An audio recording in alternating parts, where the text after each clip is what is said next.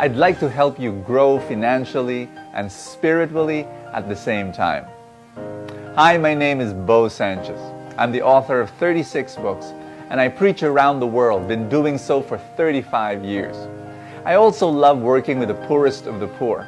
Together with my friends, we've built all sorts of wonderful organizations and foundations, orphanages, home for the aged, a pregnant women crisis center, scholarship fund for poor children. And recently, what I've been trying to do is to help the common person retire as multi-millionaires. And let me tell you a story. The way I keep fit and healthy is, as you can see, I've got this bulging muscles and I've got a very macho body.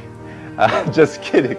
I'm totally unathletic, and all I do is I walk in the village and just walk around, and that's all I do. Well, there was this couple, while I was walking, an elderly woman pushing her husband in a wheelchair. They recognized me, and they said, "Brother Bo, can you pray over me?" So I did pray over them, and then right there in the middle of the street, praying over them, and then I heard their very sad story. Rito, 69 years old, was a seaman for 32 years. 32 straight years, and he was earning about a second engineer of the ship, maybe about 100,000 pesos a month. And then he had a stroke last January, and 3 months later he fell, broke his hip, and he was bedridden. And the wife, Jerry, was crying, and actually both of them were crying, and they were telling me how difficult it was. She was telling me that in order, to provide for his medicines, which was about 20,000 pesos a month just for the medicines, they had to already ask from the neighbors.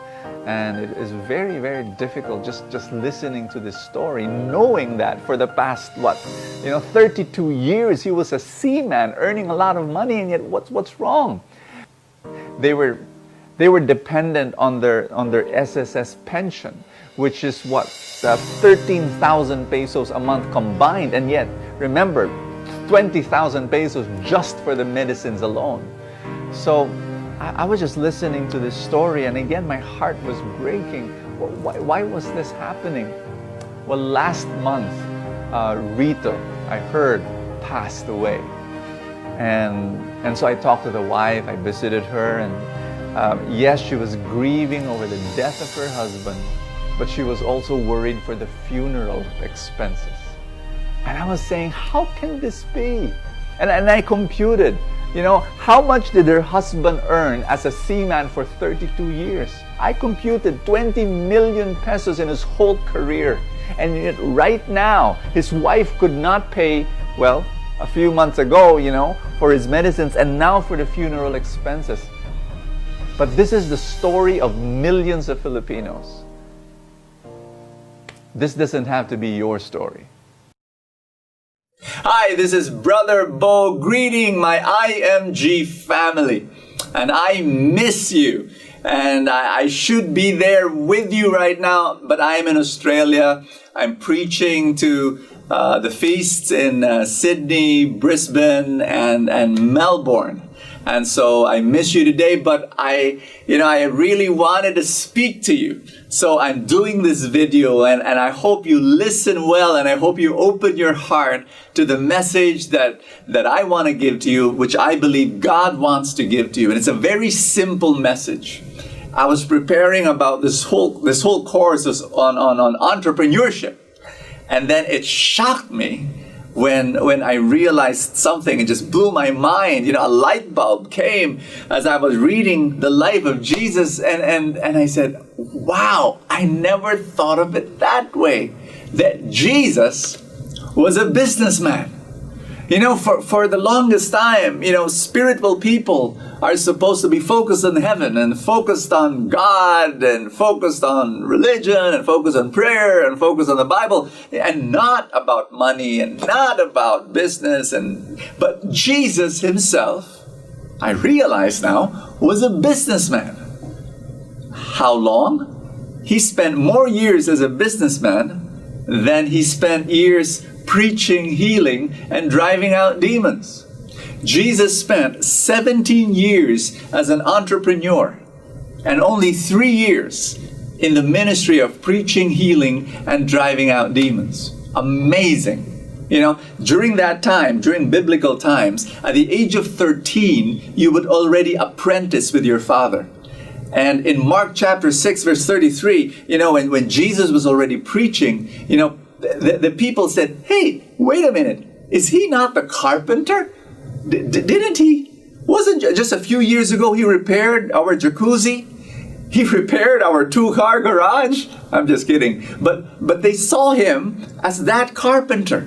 Now, Jesus, think about it. He did the normal stuff of marketing his services, of accounting, of collecting payments, of answering complaints from customers, and paying taxes. He was doing all that. He was designing and repairing and selling his services. Jesus, he sanctified business. So my point to you is this. IMG family, I want you to be happy that God has blessed you with your business. Your service, your product is the financial freedom, financial well-being of your customer. That's what you want. That's what you're selling. And you go out there with pride. You go out there with joy. There's nothing to be ashamed of a business. This is your business. And I pray that God prosper you. The other thing I want to share with you is this. In a business, there are ups and there are downs. And I'm sure that you've gone through your downs. And the way I want you to look at your downs, I want to change your perspective. You know, King David, before he became king, he was a young man who fought Goliath. And before he fought Goliath, he was but a shepherd.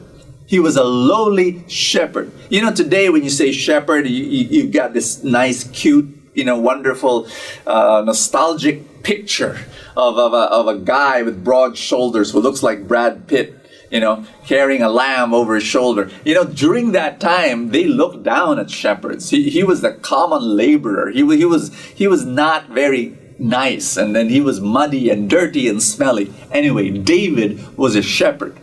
And then when he fought Goliath, at least when he volunteered, King Saul said to David, David, that guy's a giant. That guy is huge. That guy's a monster. You're but a kid.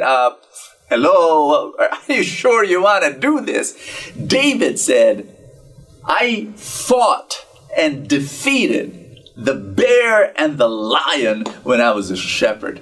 I love that when he said that. You know why?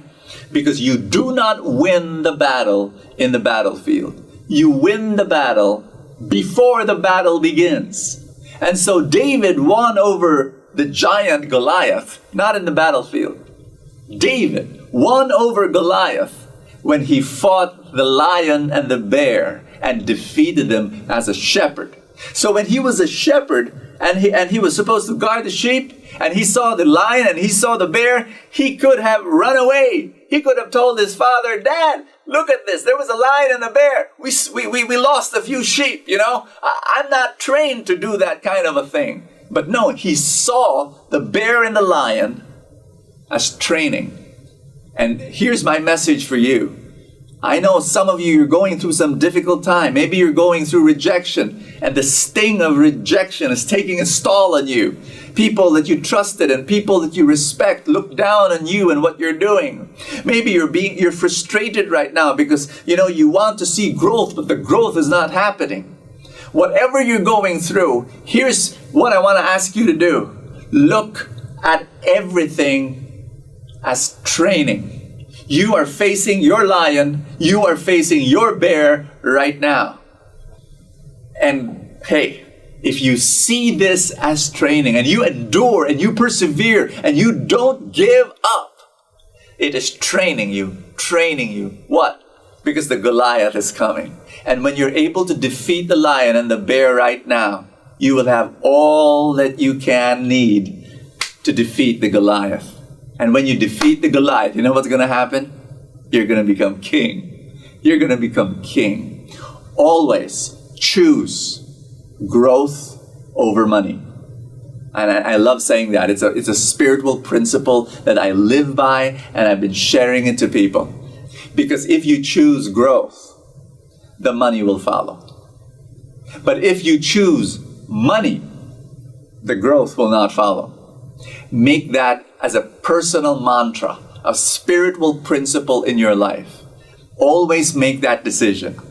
Grow in your personal life, grow in your intellectual life, grow in your relational life, grow in your spiritual life, grow in your personal spiritual life, because when you do and you choose growth, the money will follow. See everything as training, because bigger things are going to happen in your life. God's abundance will flow in you like a river. That's my prayer for you.